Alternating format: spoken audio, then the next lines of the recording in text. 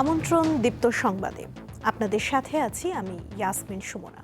সরকার প্রধান হিসেবে প্রথম বিদেশ সফরে আজ মালয়েশিয়া যাচ্ছেন প্রধানমন্ত্রী তারেক রহমান। তিনি বাংলাদেশিদের জন্য শ্রমবাজার সম্প্রসারণের উপর গুরুত্ব দেবেন। সেখান থেকে কাল যাবেন চীনে।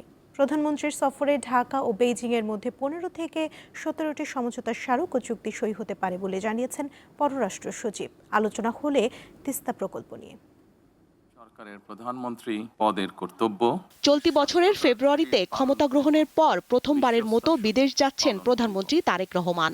তার সফরের প্রথম গন্তব্য মালয়েশিয়া।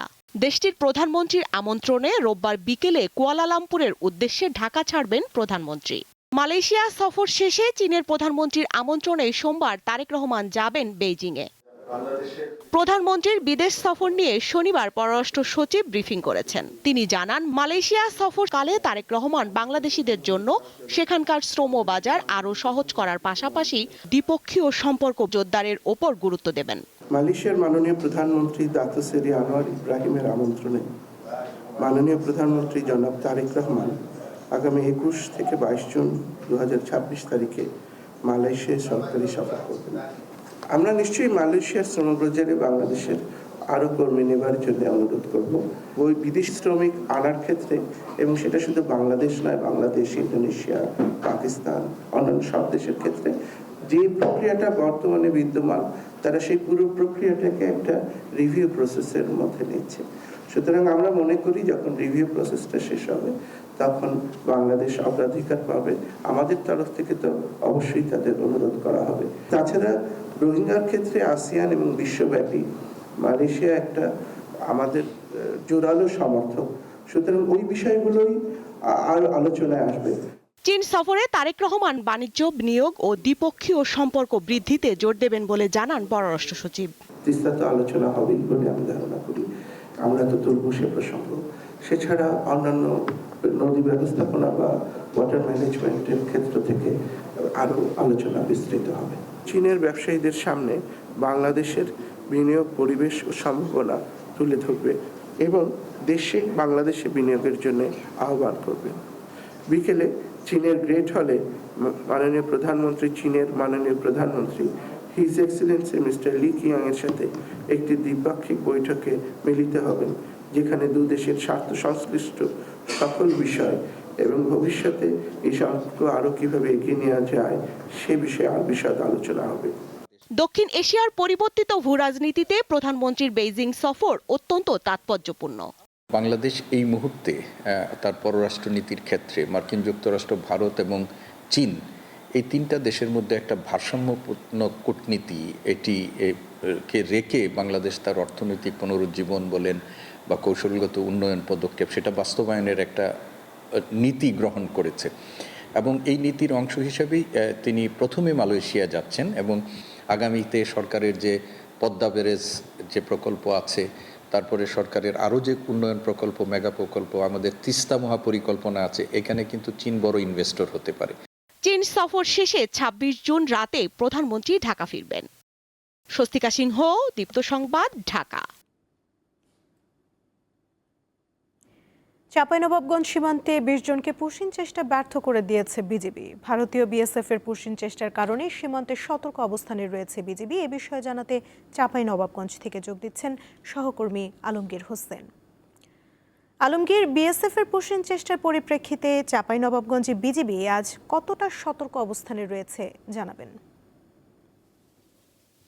হ্যাঁ সুমনা, আপনি যেমনটি বলছিলেন, চাঁপাইনবাবগঞ্জে গতকাল 20 জনকে পুশিংয়ের চেষ্টা করা হয়েছিল এবং বিজিবির কড়া হুঁশিয়ারি এবং স্থায়ী জনসাধারণের তোপের মুখে বিজিবি বাধ্য হয় তাদেরকে ফিরিয়ে নিতে। আমরা যেটা দেখেছি, এখানে বিজিবির কড়া হুঁশিয়ারি ছিল এবং সীমান্তবাসী তাদেরকে সর্বাত্মক সহযোগিতা করেছে। এবং আরেকটি বিষয় আপনাকে জানিয়ে রাখি সুমনা, চাঁপাইনবাবগঞ্জ জেলার মোট ভারতীয় সীমান্ত রেখার দৈর্ঘ্য দৈর্ঘ্য রয়েছে 184 কিলোমিটার। এর মধ্যে প্রায় 36.5 কিলোমিটার সীমান্ত এলাকা অরক্ষিত তারবেড়াবিহীন। আর এই অরক্ষিত তারবেড়াবিহীন এলাকা দিয়ে ভারতীয় সীমান্তরক্ষী বাহিনী বিএসএফ পুশিনের চেষ্টা চালায়। তবে বিজিবি ও স্থায়ী সূত্রে জানায়, গভীর রাতে চৌকা সীমান্ত দিয়ে 11 জন নারী, 4 জন শিশু ও 5 জন পুরুষ সহ মোট 20 জনকে বাংলাদেশে পুশিনের চেষ্টা করে বিএসএফ। বিজিবির টহল দল বিষয়টি টের পেয়ে তাৎক্ষণিক বাধা দেয়, ফলে তারা সীমান্ত নোম্যান্স ল্যান্ডের ভারতীয় অংশে আটকা পড়ে। বিজিবির 59 ব্যাটালিয়নের অধিনায়ক লেফটেন্যান্ট কর্নেল মোহাম্মদ তাজুল ইসলাম বিষয়টি ঘটনার সত্যতা নিশ্চিত করে জানান, বিজিবির কঠোর তৎপরতায় এই পুশিন প্রতিহত করা সম্ভব হয়েছে। সর্বশেষ তথ্য অনুযায়ী সীমান্ত পরিস্থিতি স্বাভাবিক করতে দুই দেশের সীমান্তরক্ষী বাহিনীর মধ্যে কোম্পানি কমান্ডার পর্যায়ে একটি পতাকা বৈঠকও অনুষ্ঠিত হয়। বৈঠকের পর বিএসএফ শূন্য রেখে আটকে থাকা ওই 20 জনকে ভারতীয় ভূখণ্ডের ভিতরে ফিরিয়ে নেন। বর্তমানে আমরা যেটা এখানে আসার পরে দেখেছি যে সীমান্ত এলাকা অনেকটাই স্বাভাবিক। বিজিবি কঠোর নজরদারি বৃদ্ধি পেয়েছে, সাথে সীমান্ত এলাকার যে সাধারণ জনগণ আছে তারা বিজিবিকে সর্বাত্মক সহযোগিতা করছে এবং বিজিবি আমাদেরকে জানিয়েছেন এই অবৈধ অনুপ্রবেশ বা এই পুশিন ঠেকাতে তারা সর্বদা তৎপর আছে। চাঁপাইনবাবগঞ্জ থেকে এই ছিল সর্বশেষ তথ্য। সুমনা। আলমগীর, ধন্যবাদ আপনাকে। সরু ও বিপজ্জনক নওগাঁর রানীনগর আত্রাই আঞ্চলিক সড়ক প্রশস্তকরণ কাজ শুরু হয়েছে। গত বছর দীপ্ত টিভিতে সড়কটির বেহাল দশা নিয়ে সংবাদ প্রচার হয়েছিল। জনগুরুত্বপূর্ণ এই সড়কটি পর্যায়ক্রমে প্রশস্তকরণ ও আধুনিকায়ন করার কথা জানিয়েছে নওগাঁ সড়ক বিভাগ। নওগাঁ আত্রাই রানীনগর আঞ্চলিক মহাসড়কটি অত্যন্ত জনগুরুত্বপূর্ণ এবং এই জনগুরুত্বপূর্ণ 29 কিলোমিটার সড়ক দিয়ে প্রতিদিনে হাজার হাজার পথচারীরা চলাচল করে।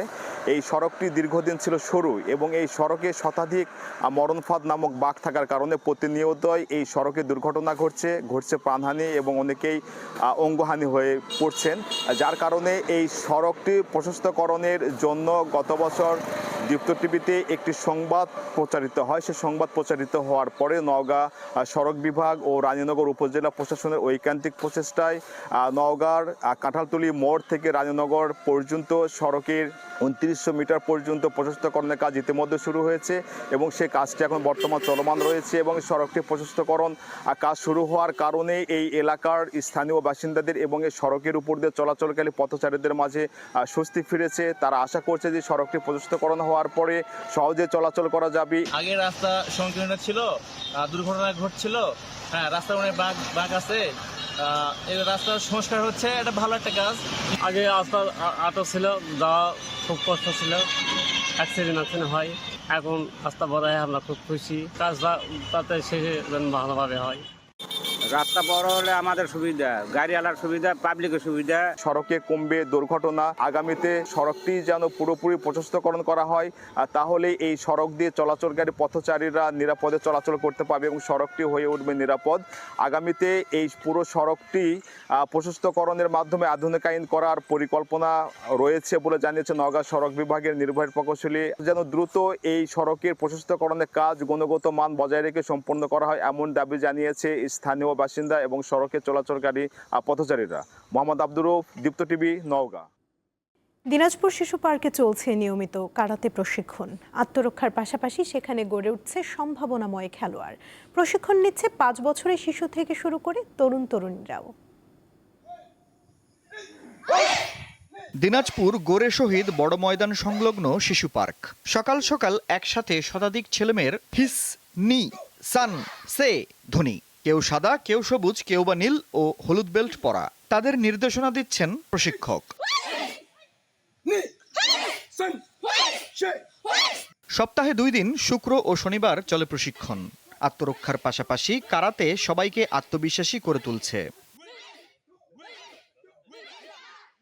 এখানে সেলফ ডিফেন্স হয়, যেটা আমাদের রাস্তাঘাটে যদি কোনো বিপদ হয় ওটার জন্য আমাদের উপকারী।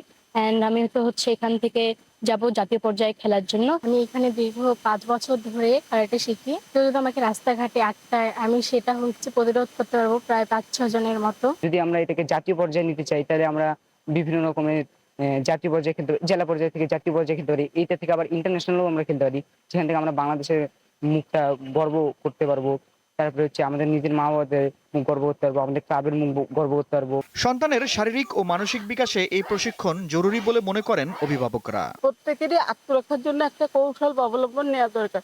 সেহেতু আমার যেহেতু মেয়ে বাচ্চা, 2 বাচ্চা এখানে শিখে, তা ওদেরকে আমি চাই যে ওরা যেন যে কোনো পরিবেশ পরিস্থিতিতে নিজেকে মোকাবেলা করতে পারে। প্রশিক্ষণের মাধ্যমে ছেলেমেয়েরা তারা তাদের নিজেদের বর্তমান পরিস্থিতিতে আত্মরক্ষা করতে পারবেন এবং সব দিক থেকে তারা নিজেদেরকে সেফ রাখতে পারবে এবং অন্যদেরকে সেফ রাখতে পারবে।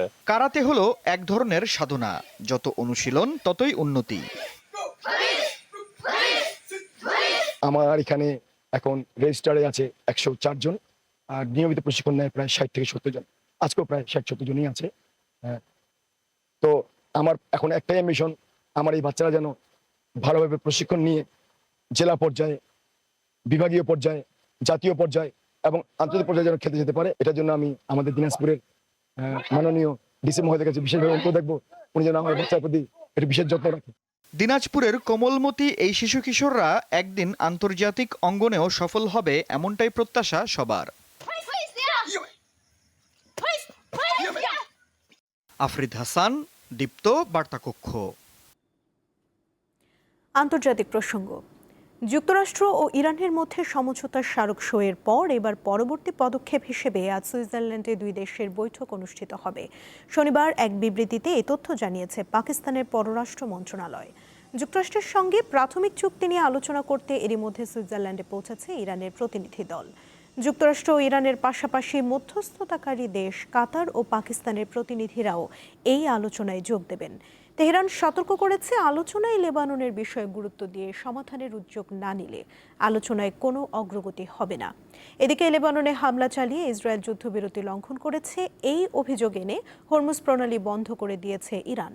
অবশ্য তেহরান হরমুজ বন্ধ করার পর লেবাননে নতুন করে হামলা না চালানোর নির্দেশ দিয়েছেন ইসরায়েলের প্রধানমন্ত্রী বেনিয়ামিন নেতানিয়াহু।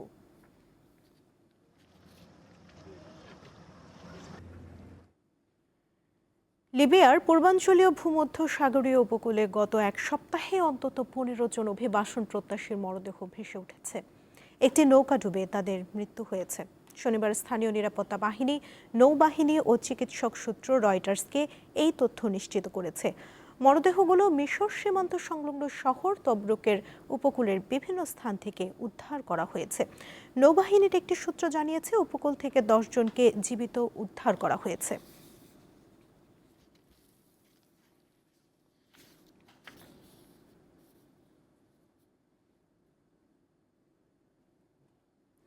এই ছিল এখনকার মতো। পরবর্তী সংবাদ বেলা 12টায় দেখার আমন্ত্রণ রইল। এছাড়া আরও তথ্য পেতে যুক্ত থাকুন দীপ্ত ডিজিটাল প্ল্যাটফর্মের সাথে। ধন্যবাদ সবাইকে।